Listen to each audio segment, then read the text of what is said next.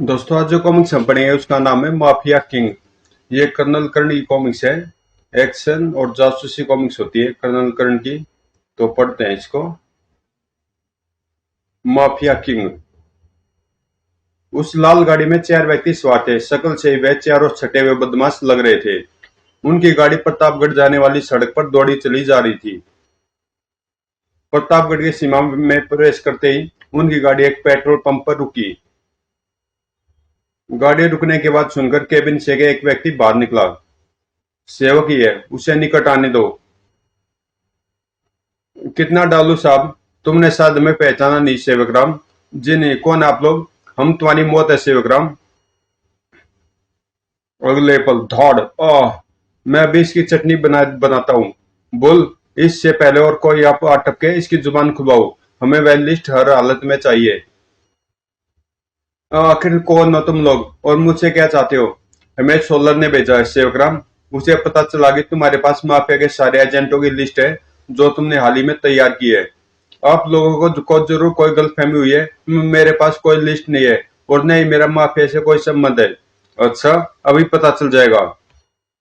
ए धौड़, छनाक,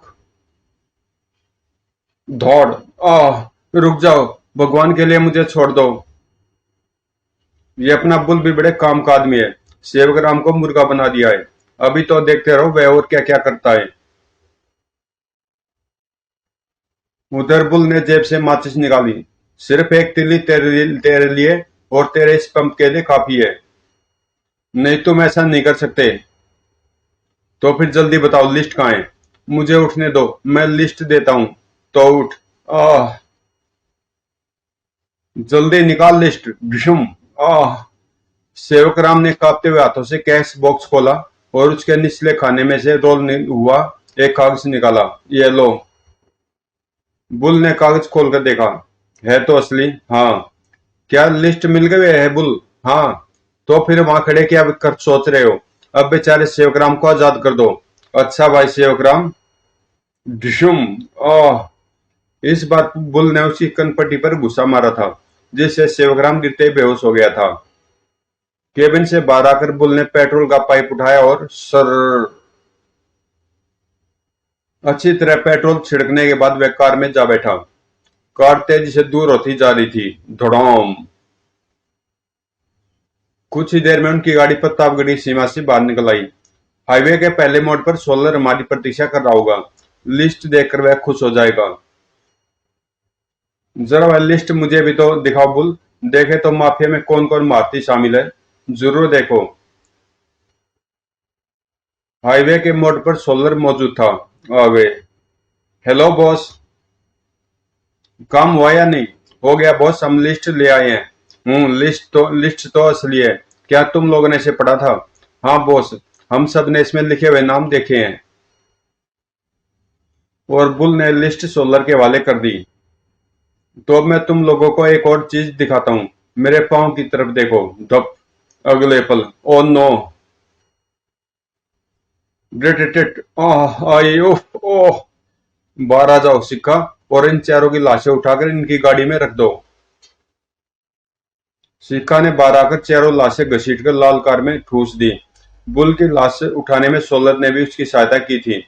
बहुत भारी है साला, कुछ देर में राख बन जाएगा। फिर सिक्का ने कार का बोनट खोला और पेट्रोल का पाइप खींचकर तोड़ दिया। समय ने एक बार फिर वही दृश्य दोहराया। बड़ौक। तत्पश्चात सोलर ने गाड़ी स्टार्ट की और वापस रवाना हो गया। उसी रात सोलर अपने फ्लैट से माफिया किंग ब्लैक पैंथर से बात कर रहा था। मैं सोलर बोल रहा हूँ black panther. Solar you devil, आज 5 साल बाद तुम्हारी आवाज सुनाई दी है। मैं तो समझ रहा था कि मेरा सबसे बड़ा दुश्मन मर चुका है।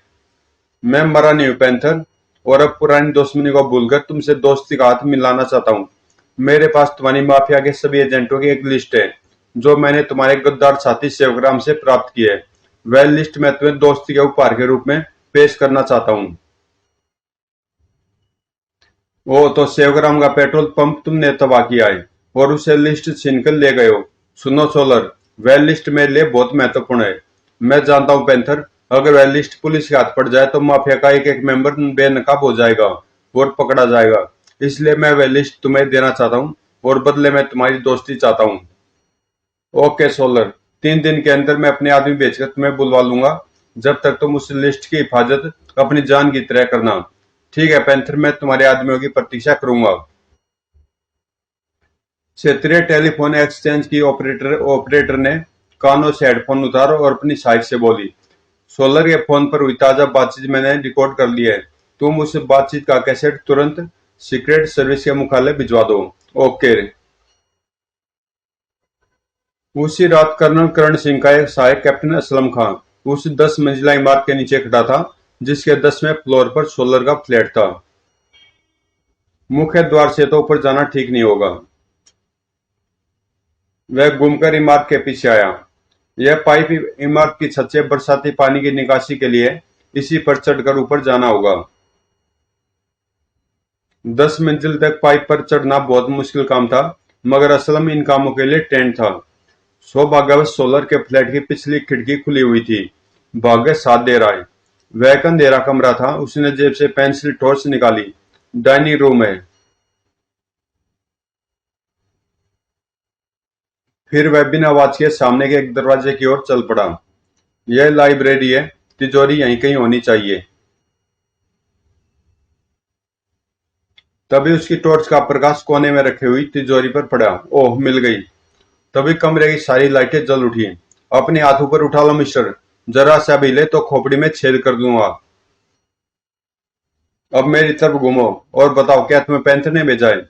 कौन पैंथर? मुझे किसी ने नहीं भेजा, मैं तो मामूली चोर हूँ।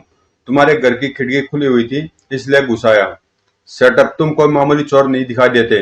तुम्हारी जेब में जो भी सामान्य हथियार हो उसे निकाल कर नीचे रख दो, जल्दी।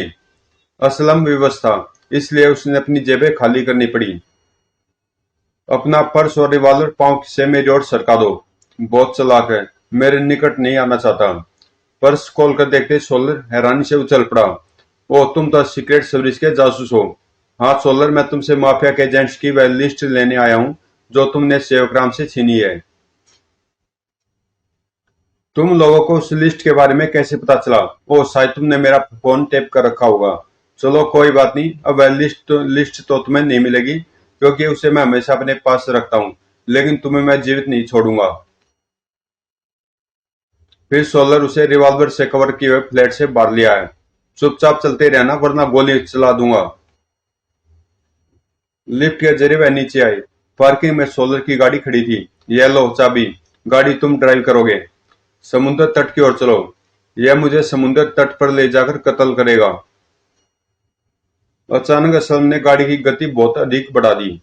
गाड़ी इतनी तेज क्यों चला रहे हो? स्पीड कम करो। अगले पल असलम ने पूरा ब्रेक दबा दिया। ओह! अचानक गोली चल गई। धौएं! आह! पीड़ा के बावजूद उसने सोलर के हाथ से रिवॉल्वर छीन लिया और धौएं! आह! सोलर मर चुका था और असलम बुरी तरह घायल था। फिर भी उसने गाड़ी स्टार्ट की और एक हाथ से स्टीयरिंग संभाल लिया। आह!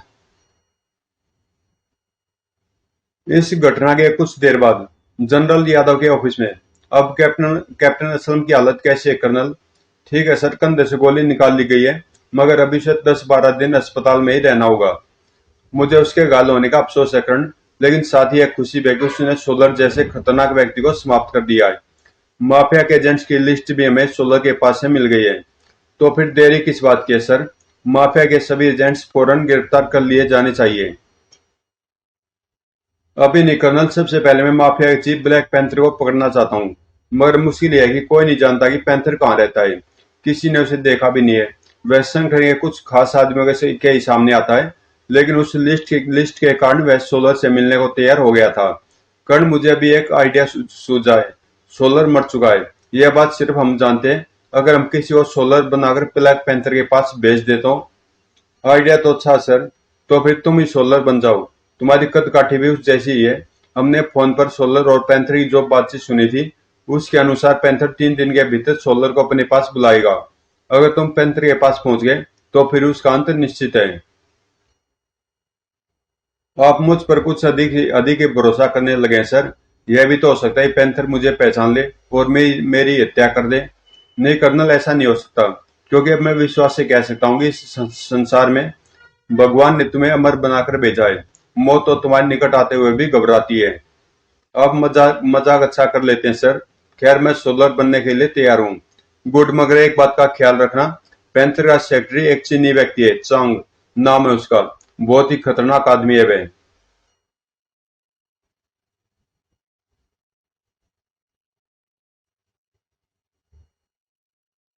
और फिर उसी रात सीक्रेट सर्विस के वैज्ञानिकों ने करण को सोलर का रूप दे दिया और वह सुबह होने से पहले ही सोलर के फ्लैट में पहुंच प्रवेश कर रहा था।